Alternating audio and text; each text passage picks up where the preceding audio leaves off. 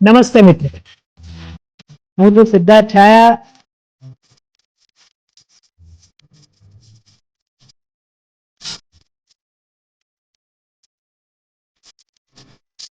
તો સ્વાગત છે તમારું સિટ ટોક્સમાં.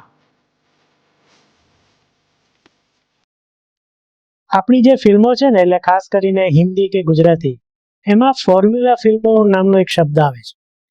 એમાં બે ત્રણ ફોર્મ્યુલા કાફી એમ કહેવાય ને ઘણી બધી પોપ્યુલર છે. એમાં એક તો છે લવ સ્ટોરી, પ્રેમ થાય, જુદા પડે, પાછા મળે અથવા મરી જાય. બીજો એ ફોર્મ્યુલા છે ખોવાયેલા મળ્યા, જે મનમોહન દેસાઈ ટાઈપની, કે બાળપણમાં છૂટા પડી જાય માતા પિતા સંતાનો સાથે અને પછી છેલ્લે ભેગા મળે. ત્રીજી એક ફોર્મ્યુલા છે મિત્રતાની. બહુ જ પાકી મિત્રતા હોય, પછી એમાંથી મતભેદ થાય, મતભેદમાંથી મનભેદ થાય, સામને સામે આવીને ઝઘડા ઝઘડી થઈ જાય અને છેલ્લે પછી કાં તો સુખદ કાં તો દુઃખદ અંત આવે. સમંદર, જે ગઈકાલે રિલીઝ થઈ ગુજરાતી ફિલ્મ, એ આ ત્રીજી ફોર્મ્યુલા પર આધારિત છે અને એનો રિવ્યુ આપણે અત્યારે કરવા જઈ રહ્યા છીએ. નમસ્કાર, હું છું સિદ્ધાર્થ છાયા અને સિટ ટોક્સમાં તમારું સ્વાગત છે. અહીંયા આપણે ફિલ્મોના રિવ્યુ કરીએ છીએ, ગુજરાતી, હિન્દી, પ્લસ મિક્સ ટોકમાં આપણે એન્ટરટેનમેન્ટને લગતી જુદી જુદી વાતો પણ કરીએ છીએ અને પોડકાસ્ટ પણ કરીએ છીએ, જેમાં આપણે જાણીતા ગુજરાતીઓ સાથે એમના જીવનની અને એમના કરિયરની અંતરંગ વાતો પણ કરતા હોઈએ છીએ. તો આ ચેનલ જો તમે પહેલી વાર જોઈ રહ્યા હો તો અત્યારે જ એને સબસ્ક્રાઇબ કરી દો. જો કાયમ આવતા હો અને મારી જેમ સબસ્ક્રાઇબ બટન દબાવવાનું આળસ આવતું હોય તો પણ અત્યારે એ બટન દબાવી દો, કારણ કે અહીંયા તમને અઠવાડિયામાં 3 વખત એન્ટરટેનમેન્ટના વિવિધ ડોઝ મળતા રહેશે. તો ચાલો આપણે પાછા વળીએ સમંદર ઉપર. તો વાર્તા મેં કીધું એ પ્રમાણે બે મિત્રોની છે, ઉદય અને સલમાન. બાળપણથી જ, એટલે બાજુમાં રહેલા પોરબંદરમાં, અને ખાસ મિત્રો, બંનેના પિતા માછીમાર અને સારું એવું નામ માછીમારની કમ્યુનિટીમાં એમનું, એટલે એ લોકો પણ સારા એવા ઓળખીતા. પણ કંઈક એવું થાય છે, અને એ જ મારા સવાલમાં આગળ પણ આવશે, કે જેને કારણે સલમાને ઉદયને બચાવવા જતા પોતાના બાપનું પણ ખૂન કરવું પડે છે. નેચરલી જ્યારે 16-17 વર્ષની ઉંમરના છોકરાઓ આવો ગુનો કરે એટલે એમને બાળ સુધારણા કેન્દ્રમાં મોકલે. પણ આપણો કાયદો એવું કહે છે કે જ્યારે 18 વર્ષના થાય ત્યારે ગમે તેવો ગંભીર ગુનો હોય એને છોડી મૂકવા પડે. એટલે આ લોકો ફરીથી બહાર આવે છે. એમના બાપ એમની પાસે સમ પણ લેવડાવે છે કે આવું ક્યારેય નહીં કરે, પણ તેમ છતાં એ લોકો ગુનેગારીની દુનિયામાં જતા રહે છે. હવે આ બધું થાય છે પણ એમની દોસ્તી કાયમ રહે છે. પણ પછી એક વસ્તુ એવી બને છે જેને કારણે સલમાને ઉદયના જાની દુશ્મન સાથે સંબંધ બાંધવો પડે છે અને એને કારણે આ બંને છૂટા પડી જાય છે. અને એવા છૂટા પડી જાય છે કે બાળપણની આવી એકબીજા માટે મરી ફીટવાની જે દોસ્તી છે ને, એમાં તિરાડ આવી જાય છે.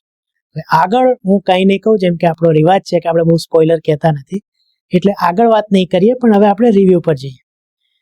તો એકંદરે ઓવરઓલ જોવા જઈએ તો મને ફિલ્મથી નિરાશા થઈ. ખૂબ મોટું ફલક, એટલે એમને કહેવાય ને કે કેનવાસ ખૂબ લાંબો છે અને ખૂબ ખર્ચો કર્યો છે. આમાંથી તો કેટલું બધું થઈ શકત આ વાર્તામાંથી પણ. ભલે મેં કીધું આ ફોર્મ્યુલા છે, વર્ષો જૂની ફોર્મ્યુલા છે, પણ એમાં ઘણું બધું હતું. એટલે જેમ કીધું એ પ્રમાણે મિત્રતા છે, એક રાજકારણ પણ એમાં આવે છે, માફિયાની વસ્તુ પણ આમાં આવે છે. ઘણી બધી વસ્તુથી જેને બહેલાવી શકાય હોત, જેને રમાડી શકાય હોત, પણ અહીંયા થયું નથી. ઉલટો એવું થાય છે કે એ દર્શક કન્વિન્સ નથી થતો. વાર્તા ક્યાંય એવું નથી થતું કે તમને આમ પકડી રાખે 5 મિનિટ માટે પણ, એવું બિલકુલ નથી થતું.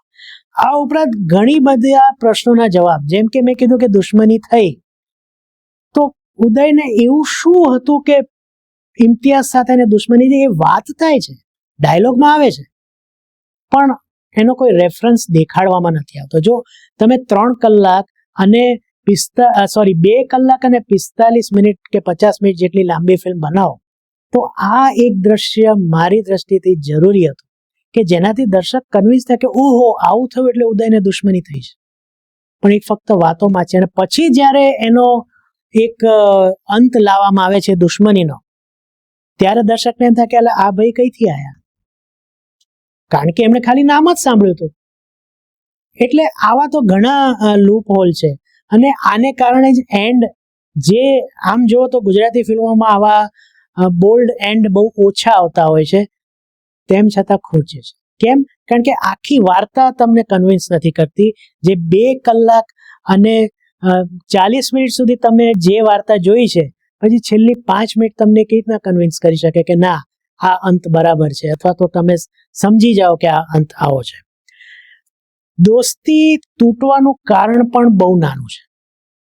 આવા કારણસર કોઈ જીગરજાન મિત્રો, જે એવો મિત્ર એક તો કે જે બીજા મિત્રને બચાવવા માટે પોતાના બાપનું ખૂન કરી નાખે, એ આવા કારણસર તૂટી જાય. મને સોદાગર ફિલ્મની યાદ આવી ગઈ.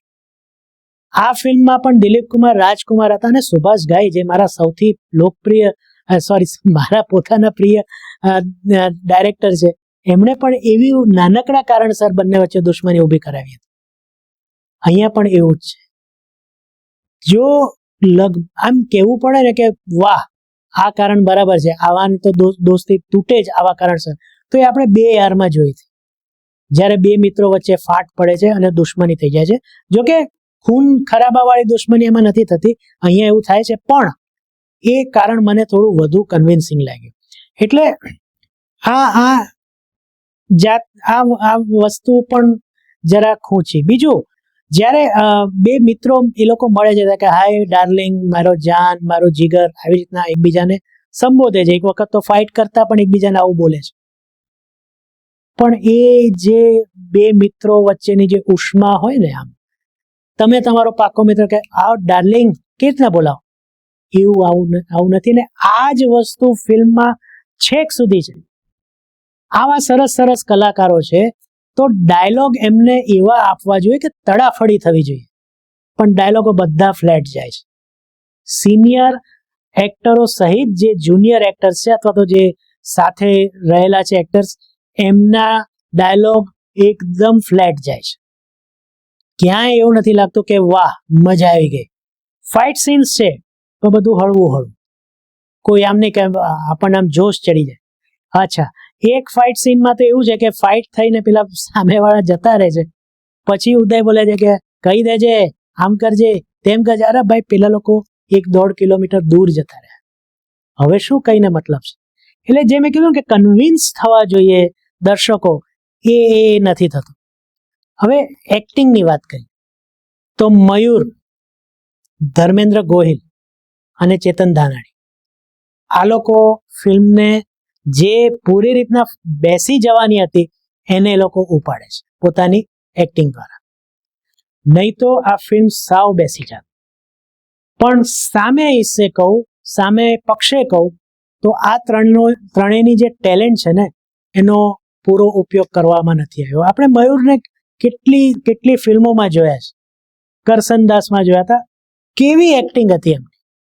અહીંયા એનો 1% પણ એમને ઉપયોગ કરવામાં એમનો આવ્યો નથી.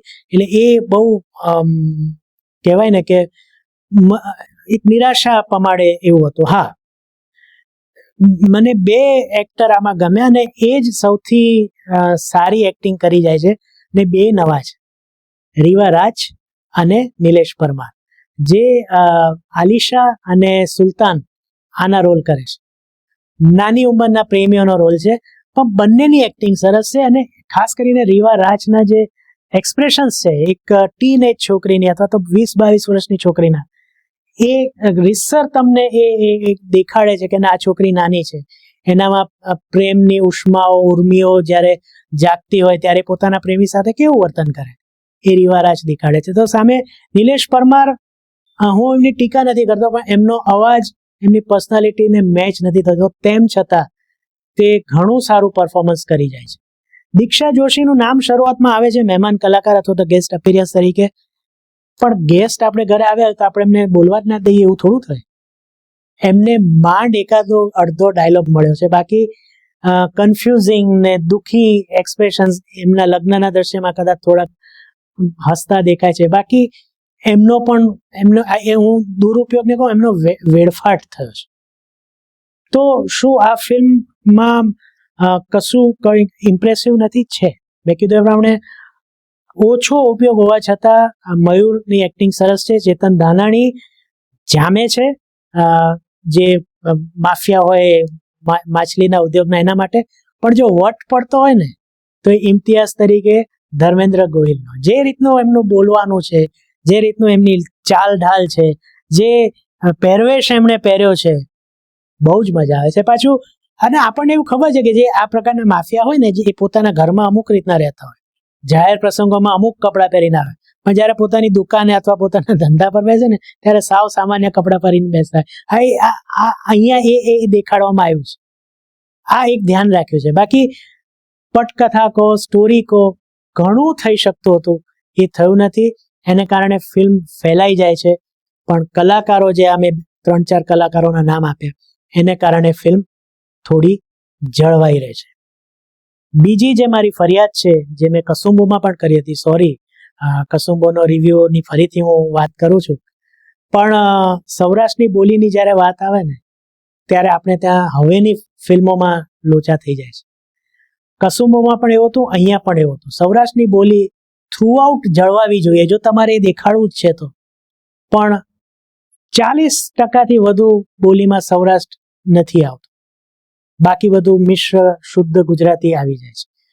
એના કરતા 70-80ના દાયકાની જે ગામડાની ગુજરાતી ફિલ્મો આવતી એમાં કાઠિયાવાડી બોલી બહુ સરસ રીતના જળવાઈ રહેતી. આ મારે સ્વીકારવું રહ્યું. એટલે જો હવેથી ગુજરાતી ફિલ્મોમાં સૌરાષ્ટ્રની બોલી હોય તો પ્લીઝ બોલો. ખાલી ઘટે કાંઈ ન ઘટે, આનાથી તમે સૌરાષ્ટ્રના નથી થઈ જતા. તો સૌથી પોઝિટિવ આ ફિલ્મમાં 2 વસ્તુ. એક તો બી પ્રાક દ્વારા જે ગીત ગાવામાં આવ્યું છે, ટાઇટલ, એ એટલું અદ્ભુત છે. અને મારા ખ્યાલથી જ્યારથી ગુજરાત ફિલ્મ ઇન્ડસ્ટ્રી ઊભી થઈ છે ત્યાર પછી જે અમુક ગીતો આવ્યા છે, ઓમ મંગલમ સિંગલમનું આખું આલ્બમ હોય કે લવની ભવાઈનું આખું આલ્બમ હોય, એ સિવાય આ જે ગીત છે એ વર્ષો સુધી ગુજરાતીઓના દિલ ઉપર રાજ કરશે. 100%. ગીતના શબ્દો જુઓ, ગીતની ટ્યુન જુઓ, ફિલ્મમાં પણ 3 થી 4 વખત રિપીટ થાય છે. એટલે એ જ્યારે આવે છે ત્યારે તમને મજા આવે છે. બીજી વસ્તુ એ કે અહીંયા અમદાવાદ નથી, ના જ હોય, કારણ કે અમદાવાદમાં કોઈ સમંદર નથી. બાકી જ્યારે જો દર ગુજરાતી ફિલ્મમાં રિવરફ્રન્ટ સિવાય બીજું કંઈ જોવા જ ના મળે. અહીંયા દરિયો જોવા મળે છે ને, એ પણ પોરબંદરનો દરિયો. પોરબંદરને બહુ જ સુંદર રીતના ફિલ્મમાં કંડારવામાં આવ્યું છે. ખાસ કરીને જે ડ્રોન સીન્સ છે એ ખૂબ સરસ છે. જે રીતના હોડીઓ છે કે જે લોકો માછીમારી કરવા જતા હોય છે, એમનું આખું જીવન છે, એને આ લોકોએ એક રીતના લેવાની કોશિશ કરી છે. તો એ ખરેખર સરાહનાને પાત્ર છે. જો આપણે કોઈ ફિલ્મની ટીકા કરતા હોઈએ ખરાબ વસ્તુ બાબતે, તો જ્યાં સારું લાગે તો એના વખાણ પણ કરવા જોઈએ, જે આપણે આ ચેનલ ઉપર રિવ્યુમાં કરતા જોઈએ છે. એટલે આ 2 વસ્તુની મને ખૂબ ગમ્યું કે આ 2 વસ્તુ આપણને આ ફિલ્મમાં જોવા મળી. એક તો ગીત અને બીજું પોરબંદર. તો આ તો છે મારો રિવ્યુ. પણ જેમ હું કહું છું એમ મારા રિવ્યુ ઉપર કે કોઈના રિવ્યુ ઉપર આપણે ફિલ્મ જોવી કે ના જોવી એ નક્કી ન કરે. એટલે તમે પણ જો સમંદર જોવા જાઓ તમારી રીતના ડિસિઝન લઈને, તો મને નીચે કમેન્ટ્સમાં કહેજો કે તમને કેવું લાગ્યું. બાકી જો ફિલ્મનો જ એક ડાયલોગ કહો આ ફિલ્મને એક લીટીમાં કહેવા માટે કે કાંઈ ઘટે, તો હું એમ જ કહીશ, ઘણું ઘટે છે સમંદરમાં. આ સમંદરમાં ભરતી ઘણી ઓછી છે, ઓટ બહુ છે. તો ફરીથી મળીશું એક નવા વિડીયો સાથે બહુ જલ્દીથી. સિદ્ધાર્થ છાયાને અહીંયા આજ્ઞા આપો. સીટ ટોક્સને તમે લાઈક કરી દેજો, સબસ્ક્રાઇબ કરી દેજો. આ વિડીયો રિવ્યૂ ગમ્યો હોય તો એને પણ લાઈક કરજો, મિત્રો સાથે શેર કરજો, અને મારી સાથે ઇન્સ્ટાગ્રામ, ફેસબુક અને એક્સ ઉપર જોડાવાનું ભૂલતા નહીં. તો ફરી મળીએ, ત્યાં સુધી તમને બધાને મારા આવજો.